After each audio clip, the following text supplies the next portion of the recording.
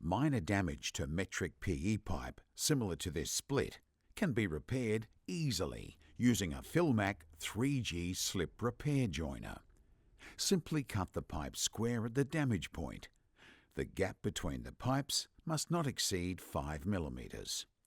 The fitting comes ready to use, but ensure 2 threads are showing. Use the fitting to witness mark the pipe. Align the center of the fitting against the cut. Slide the slip repair joiner onto one side of the pipe, then slide back over the join to the witness mark. Tighten the fitting by hand. Final tightening with multi-grips or similar to ensure the nut meets the body flange. Larger areas of damage will require 2 Philmac Slip Repair Joiners and a length of pipe. Remove the damaged section of pipe.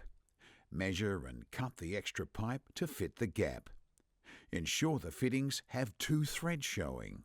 Align the center of the fitting with the end of the pipe to join and witness mark either side. Slide the fittings onto either side of the main pipe. Then slide the fittings back to the witness marks. Tighten the fitting by hand. Final tightening with multi-grips or similar to ensure the nut meets the body flange.